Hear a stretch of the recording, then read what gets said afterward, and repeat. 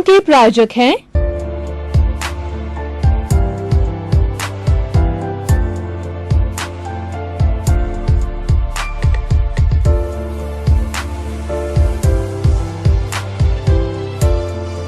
भाई और बहनों, दर्शकगण, श्रोतागण, मातृशक्ति, आप सबको चैनल 24 प्लस न्यूज के खास विशेष मनमोहक और शिक्षा देने वाले कार्यक्रम पुनरुत्थान में आप सभी का हार्दिक स्वागत है, अभिनंदन है, सत्कार है। पुनरुत्थान एक ऐसा कार्यक्रम है जिसके अंदर जीवन के रूपांतरण की प्रक्रिया बताई जाती है कि हम अच्छे इंसान कैसे बने, जो मनुष्य जीवन हमें दुर्लभ मिला है उसको हम सार्थक कैसे करें, ऐसे कौन से सूत्र है जो कि हमें अच्छा इंसान बना सकते हैं। वो सूत्र प्रतिदिन चैनल 24 प्लस न्यूज के इस पुनरुत्थान कार्यक्रम के माध्यम से दिए जाते हैं। प्रतिदिन नए नए विषय के ऊपर गहराई से उसका विश्लेषण किया जाता है और आपको परोसा जाता। भाई और बहनों, तो आज हम इसी क्रम में एक ऐसा विषय लेकर के उपस्थित हुए हैं जो कि आपका जीवन धन्य कर सकता है।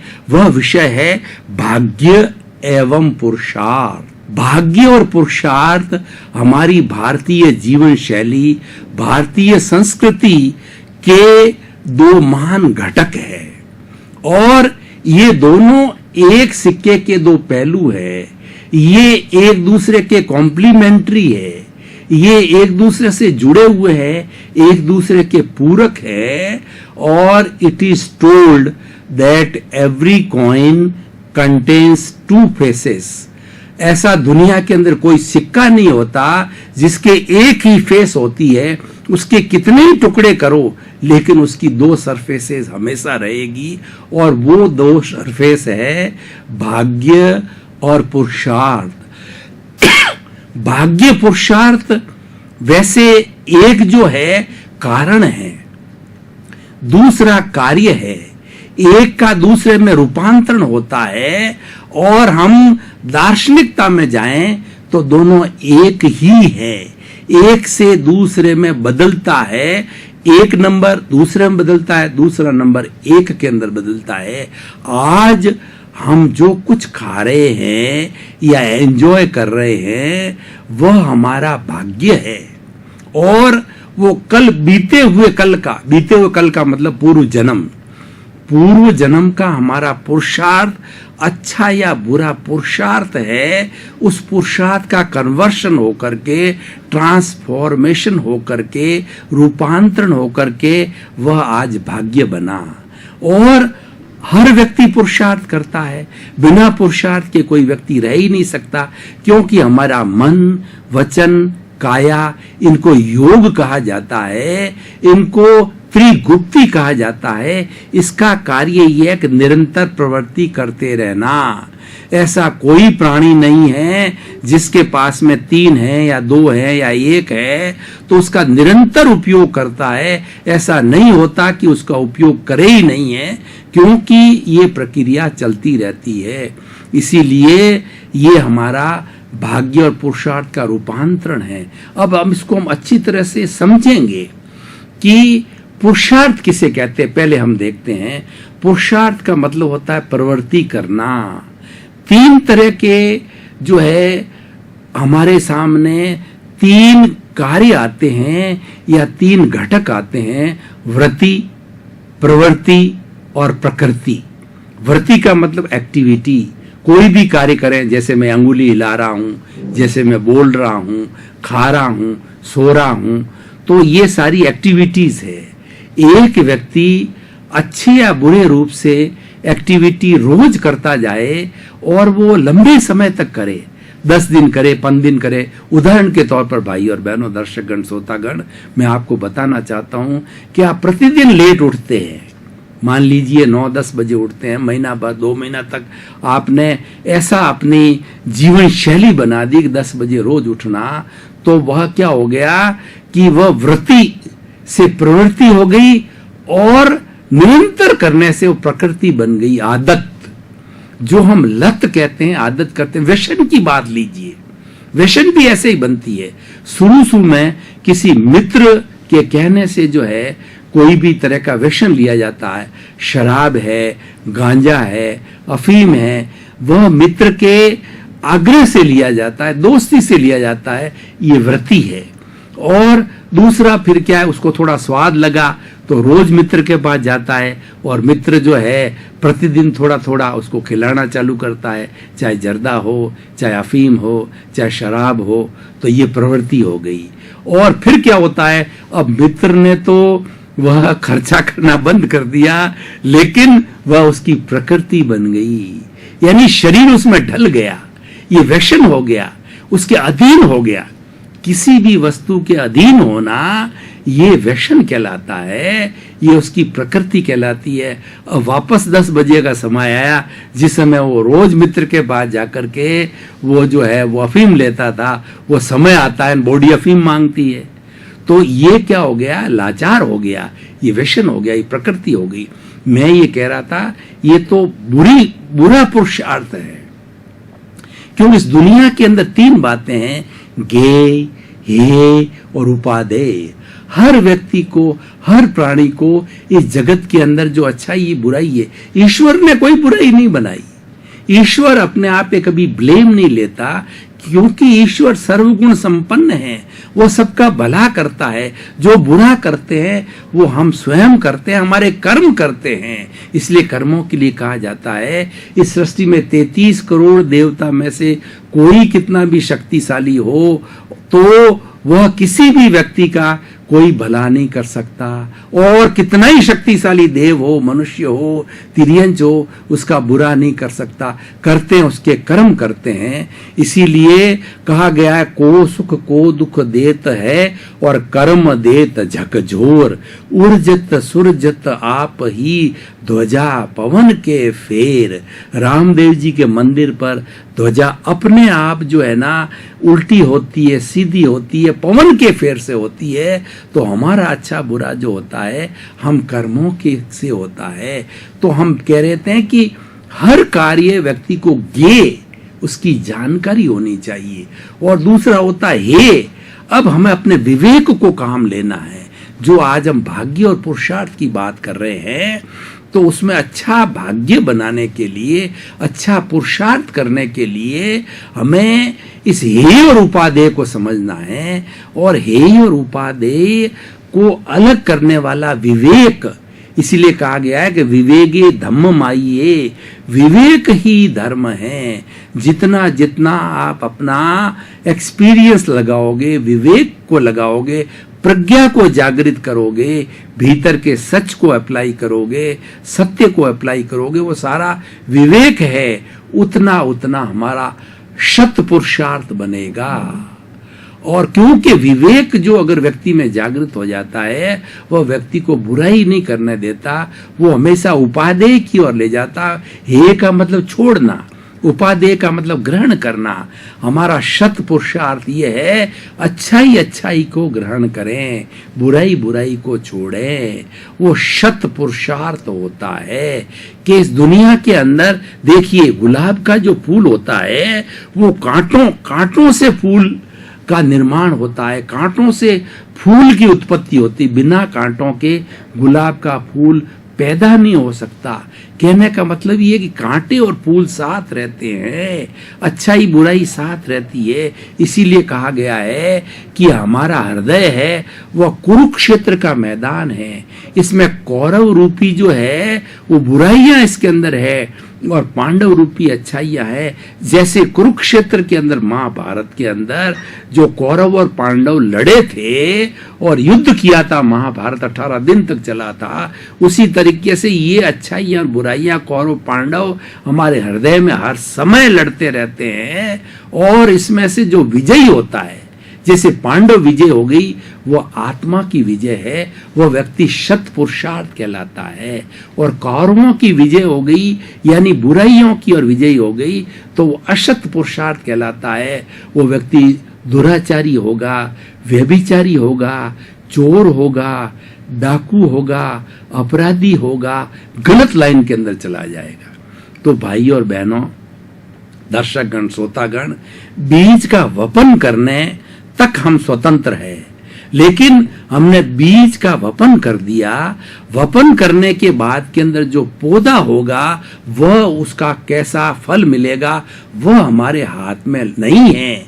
वह हाथ में इस व्यवस्थित शक्ति के हाथ में, इस प्रकृति के हाथ में कैसा वायुमंडल मिलेगा, कैसा पानी मिलेगा और जैसा बीज होगा वैसा पौधा तैयार होगा। इसीलिए कहा गया, हमारी संस्कृति का एक मुहावरा है, as you sow will you reap. जैसा आप बोओगे वैसा काटोगे। बोया पेड़ बबूल का, आम कहां से होए। अब हमने पौधा तो बबूल का लगाया और हम इंतजार कर रहे हैं 12 साल के बाद के अंदर कि इसके आम के जो है मीठे मीठे आम लगेंगे। वहां आम नहीं लग करके अकडोडिये जो हमारी भाषा में कहते हैं वो लगेंगे। वो बहुत कड़वे होते हैं और बहुत खारे होते हैं। तो भाई और बहनों, दर्शकगण श्रोतागण, मैं ये बताना चाहता हूं कि पुरुषार्थ जो है हमारे हाथ में है। हम पुरुषार्थ के अधीन हैं, पुरुषार्थ कर सकते हैं, उसमें स्वतंत्र है। लेकिन एक बार पुरुषार्थ कर दिया तो निश्चित ही उसका जो फल है वह हमारे हाथ में नहीं है। इसीलिए भगवान कृष्ण गीता में ये क्या कहते हैं कि तुम निष्काम कर्म करो, फल की इच्छा मत करो। तुम प्रति समय हर क्षण अच्छा पुरुषार्थ करो तो फल हमेशा अच्छा ही मिलेगा। लेकिन अच्छे बुरे फल के लिए दुखी मत हो, आगे हमको दुख पैदा नहीं हो। तो उन्होंने निष्काम कर्म की अवधारणा गीता के माध्यम से हम लोगों के बीच में रखी। तभी हम भारतीय लोग जो हैं सत पुरुषार्थ के अंदर विश्वास करते हैं और कभी हमें हमारे भाग्य से उल्टा रिजल्ट भी मिल जाता है तो हम संतुष्टि कर लेते हैं कि भाग्य में ऐसा ही लिखा हुआ है, वही फल हमें मिला। तो भाई और बहनों, दर्शकगण श्रोतागण, मैं आपको ये बता रहा था कि पुरुषार्थ का अर्थ है कि एक्टिविटी करना। बुरी एक्टिविटी के नतीजे बुरे हैं, अच्छी एक्टिविटी के नतीजे अच्छे हैं और जीवन भर हम पुरुषार्थ करते हैं। और उस पुरुषार्थ के अंदर अगर हमारी वृत्ति वैराग्य की होगी, हमारी अनासक्ति होगी, निष्काम कर्म की होगी, अगर हमारे जीवन में स्थित प्रज्ञ की भावना आ गई है, यानी अनुकूलता में प्रतिकूलता में, सर्दी में गर्मी में, मान में अपमान में, निंदा में प्रशंसा में, लाभ और हानि के अंदर हम अगर सम रहते हैं, समभाव रखते हैं, ये प्रवृत्ति हम अगर बना लें तो हम स्थित प्रज्ञ हो जाएंगे। तो उस समय के अंदर हमारा बहुत पुरुषार्थ सत्पुरुषार्थ हो जाएगा और हम विधेय की श्रेणी में आ जाएंगे।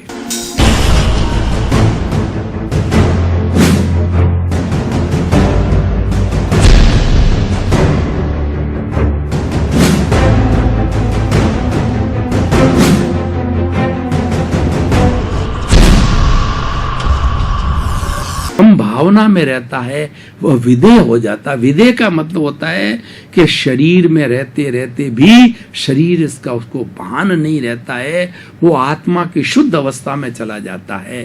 तो इसीलिए भाई और बहनों, दर्शकगण श्रोतागण, अब मैं भाग्य की बात कह रहा हूं कि भाग्य जो है हमारा पुरुषार्थ का ही फलित है, बिना कारण के कार्य नहीं होता है।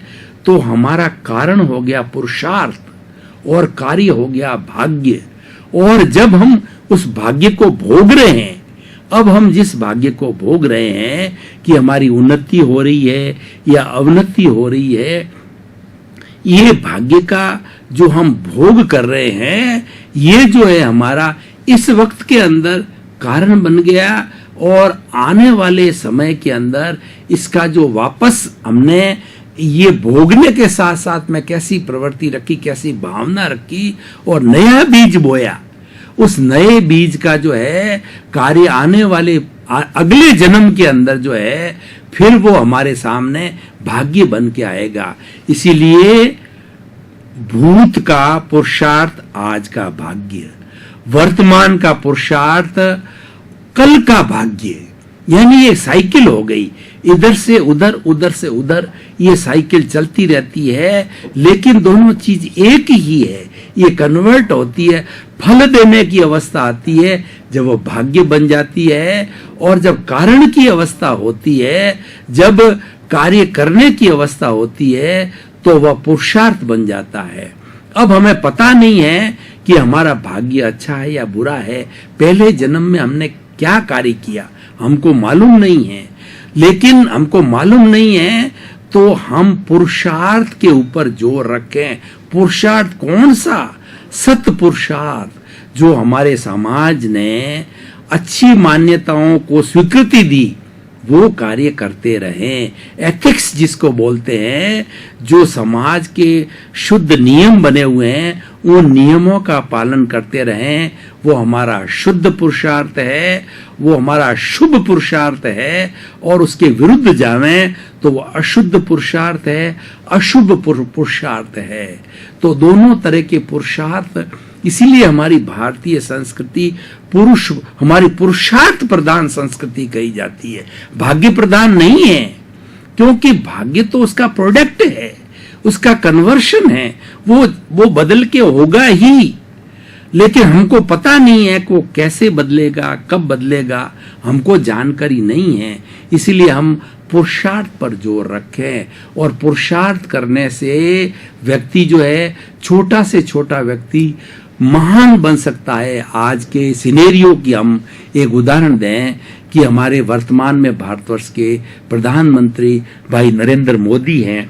12 वर्ष तक जो है उन्होंने गुजरात के मुख्यमंत्री के रूप में अच्छा कार्य किया, शत पुरुषार्थ किया, उनकी एक व्यक्तित्व बना, उनकी एक इमेज बनी, उनकी एक पहचान बनी, और उनको खुद को कॉन्फिडेंस हुआ कि नहीं, मैं देश पे राज्य कर सकता हूं, मैं जनता का भला कर सकता हूं, जनता पर शासन कर सकता हूं।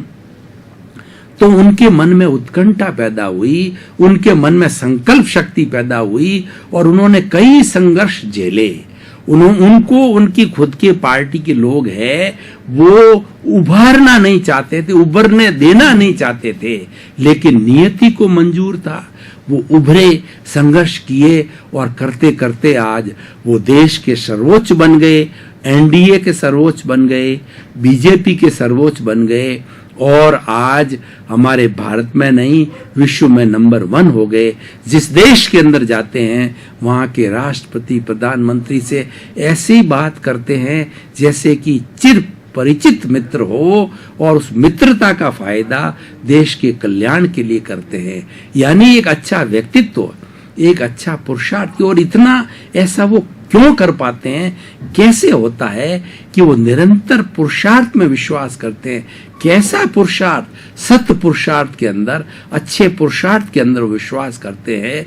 इसलिए भाइयों और बहनों, एक बात मैं और कहना चाहूंगा कि जहां तक किसी लाभ की बात है, अच्छी परिणति की बात है, इसके अंदर एक केवल भाग्य ही काम नहीं करता है। 5 घटक जब मिलते हैं तब जाकर के कोई परिणति होती है। वो 5 घटक क्या है? काल, स्वभाव, कर्म, पुरुषार्थ और नियति। अब मैं एक उदाहरण के द्वारा भाई और बहनों, दर्शकगण, आपको इसको पुरुषार्थ और भाग्य का कैसे कन्वर्शन होता है एक उदाहरण के द्वारा बताना चाहता हूं कि एक 10th क्लास का बोर्ड का बच्चा है, उसको 10वीं की बोर्ड की परीक्षा देनी है। तो काल यानी बोर्ड की जो मान्यता के अनुसार वो 14 साल की उम्र को प्राप्त हो गया है। स्वभाव का मतलब योग्यता, उसके अंदर 10वीं परीक्षा के प्रश्न पत्र हल करने की पूर्ण योग्यता है, ये स्वभाव।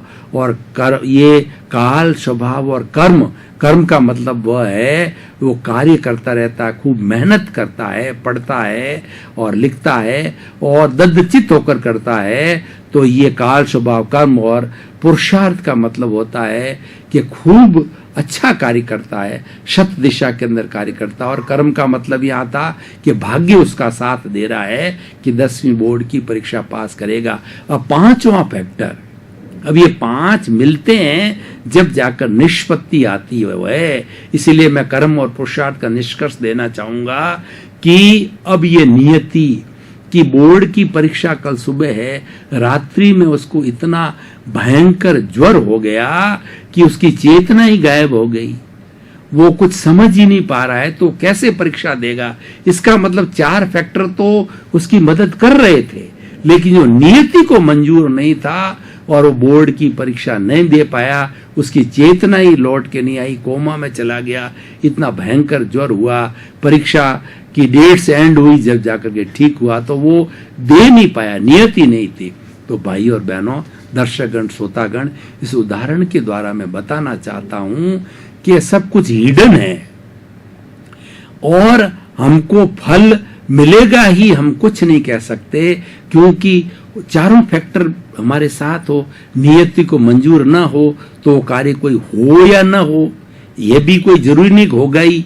और कई बार बहुत परिश्रम करने के बाद भी नहीं होता है, और कई बार थोड़े से परिश्रम करते ही फल मिल जाता है, क्योंकि 5 फैक्टर मदद करते हैं, वो कार्य हो जाता है। लेकिन हमारी भारतीय संस्कृति पुरुषार्थ प्रधान संस्कृति है, ये निराशा को जगह नहीं देती है। हमारी संस्कृति आशावान है कि व्यक्ति हर क्षण बिना निराश हुए हुए अपनी ताकत को तोड़कर किए हुए वो पुरुषार्थ करता रहे, शत पुरुषार्थ करते रहे। इसलिए भाई और बहनों, दर्शकगण, श्रोतागण, आज का ये विषय बताता है केवल भाग्य भरोसे मत बैठे रहो। भाग्य में जो लिखा है वह होगा, वो होकर रहेगा, उसमें कहने की कोई बात नहीं है, कोई उसको रोक नहीं सकता है। लेकिन वो कब होगा, कैसे होगा, हमको पता नहीं है। हमको तो अपनी भाषा में बात करें तो हाथ पैर हिलाते रहो।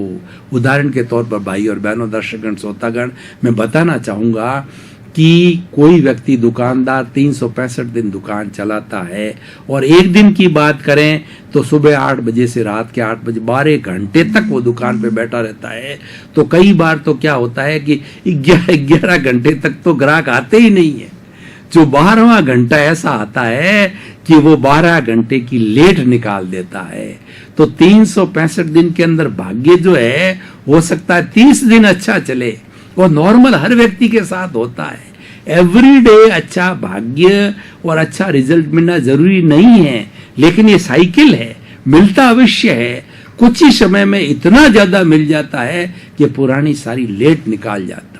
इसलिए दर्शकगण, श्रोतागण, हमें आज के इस विषय से ये निष्कर्ष निकालना चाहिए कि हमें भाग्य भरोसे नहीं बैठना है, हमको पुरुषार्थ प्रधान होना है। जिस फील्ड में हम कार्य कर रहे हैं, उस फील्ड के अंदर अपने पूरी ताकत के साथ, अपने मन वचन काया की पूरी ताकत के साथ उस कार्य में डेडिकेशन, डिवोशन, झोंक देना चाहिए। यानी हमारी मैक्सिमम एफिशिएंसी से हम जो भी कार्य कर रहे हैं वो करते रहिए। उससे क्या होगा कि हमें एक सेटिस्फेक्शन मिलेगा। हमें अच्छा पुरुषार्थ करने से क्या मिलता है? हमें अच्छा पुरुषार्थ करने से हमारा भाग्य अच्छा बनेगा, हमें अच्छी गति मिलेगी, ये निश्चित बात है। लेकिन वो बातें तो आगे भविष्य की बातें हैं। लेकिन इमीडिएट क्या फायदा होगा कि पुरुषार्थ करने से हमको भीतर एक आह्लाद की अनुभूति होगी कि आज मैंने किसी अंधे व्यक्ति की सेवा की, आज मैंने भूखे को भोजन कराया, प्यासे को पानी पिलाया, आज बेचारा व्यक्ति बहुत तड़फ रहा था, कष्ट में था, उसको मैंने सांत्वना दी, किसी का अर्थ का सहयोग किया मैंने। और दूसरा क्या है कि मेरी दुकान के ऊपर कोई भी ग्राहक आया, उनके साथ अच्छा व्यवहार किया और उनको बिल्कुल वाजिब भाव के अंदर मेरा लिमिटेड मुनाफा लेकर के मैंने उनको अच्छी वस्तु दी। बंधुओं, उससे मुझे भी प्रसन्नता हुई, अगले को प्रसन्नता हुई।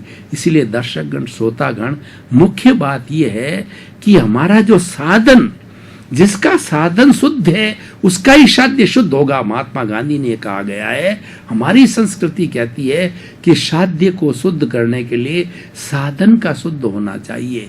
हमारा भाग्य अच्छा करना चाहते हो तो पुरुषार्थ भी अच्छा होना चाहिए। आप बुरा पुरुषार्थ कर रहे हो, चोरी कर रहे हो, डकैती कर रहे हो, अनैतिकता कर रहे हो, पाप कर रहे हो और आशा लगाए ये बैठे हो कि मुझे सुख मिले, मुझे आनंद मिले, मुझे देवलोक मिले। भाई और बहनों, दर्शकगण, श्रोतागण, भाग्य और पुरुषार्थ इस पर हमने गहन चिंतन किया। अब थोड़े समय के लिए हम ब्रेक ले रहे हैं, ब्रेक के बाद पुनः हाजिर होंगे। थोड़े समय का ब्रेक लेकर के महत्वपूर्ण विषय के ऊपर गहन चर्चा के लिए हम पुनः उपस्थित हो गए हैं। भाई और बहनों, दर्शकगण, श्रोतागण, आपका बहुत बहुत धन्यवाद। आप प्रतिदिन अच्छी संख्या में उपस्थित होकर के पुनरुत्थान कार्यक्रम की शोभा बढ़ा रहे हैं। आप इस कार्यक्रम की आत्मा हैं। आपकी उपस्थिति से पुनरुत्थान कार्य जो है वो गरिमा को प्राप्त हो रहा है, सौभाग्य को प्राप्त हो रहा है। आप प्रतिदिन आकर के सत्संग करते रहिए ताकि हमको भी आनंद आएगा, जगत का कल्याण हो, आपको सभी सुख मिले। सर्वे भवन्तु सुखिनः, सर्वे भवन्तु निरामया। सभी को मोक्ष मिले, सभी को आनंद मिले, आपका जीवन सुखमय हो, आनंदमय हो। आपके प्रति मंगल भावना, शुभकामना। प्रायोजक हैं